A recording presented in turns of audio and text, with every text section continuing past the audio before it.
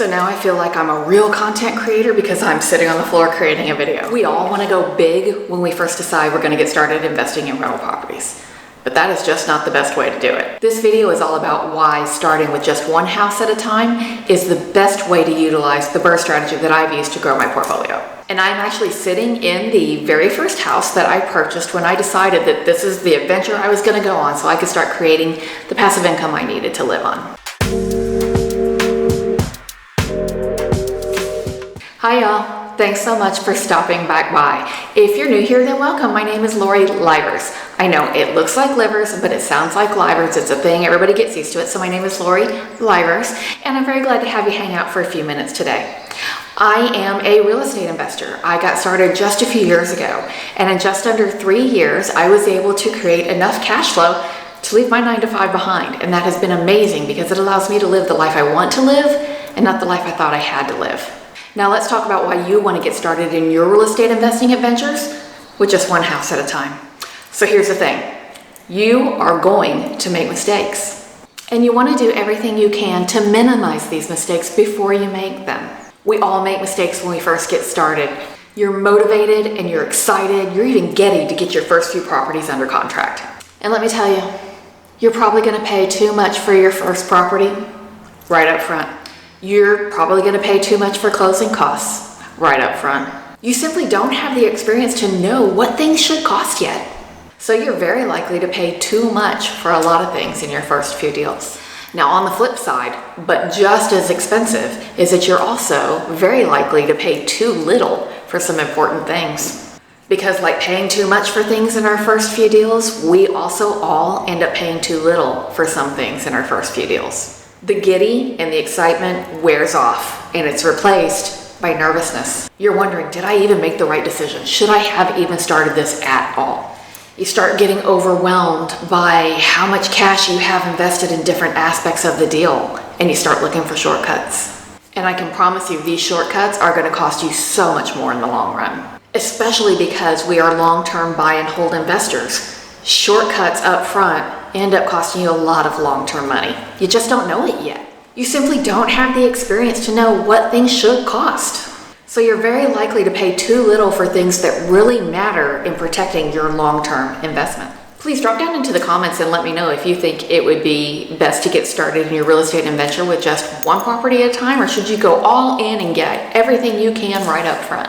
I'd love to hear what you think. But while you're there, hit that like button and hit that subscribe button and ring the bell so you can be notified of all the new videos coming your way. I have a video coming soon about all the mistakes I made as a rookie investor right here in this house. And I don't want you to miss that. Now, I'm going to tell you about why I think getting started with only one property at a time in the early stages of growing your portfolio is the only way to go. Here's the thing. Experience is the very best teacher. And investing in rental properties is no different than anything else, and that experience is still the very best teacher. The very best way to learn how to evaluate deals is to get to the business of evaluating a whole lot of deals. This is how you're going to learn what makes for a really great deal. And more importantly, this is how you're going to learn that most deals are not really great at all. The very best way to learn how to properly manage a rehab project is to manage a rehab project. You need to learn what is non-negotiable money that you need to spend up front and do not shortcut so that you can really best protect your long-term investment. But you're also going to need to learn where you can trim your budget when you need to, because I promise you, you are going to need to trim your budget. If you get started as a beginner investor, just get out there guns blazing, buying up all the property you possibly can, then you are very likely to run into some problems because you haven't had the experience you really need to learn the nuance of being a successful real estate investor. And you could very easily get yourself into a cash crunch because you don't know where you're likely to be off on your budget for purchase or rehab on a property. And let me tell you this, it is much easier to learn how to choose the best tenants for your property when you only have one property you're trying to find the great tenants for. When you really don't know how to best go about choosing the just right tenant for your property and you're overwhelmed because you have a lot of properties you need to fill really quickly, you're going to allow some tenants into your property that you probably wouldn't have allowed otherwise if you had that experience to work from. Unknowingly overextending yourself in all of these aspects is going to lead to a whole lot of heartache you just don't want. In the early stages of growing your rental portfolio, you really want to do it just one house at a time, because you need the time between deals to really evaluate your deals. Taking some time between deals is going to give you the opportunity to really understand how you arrived at your purchase price and tweak your process so that you can make better purchasing decisions moving forward.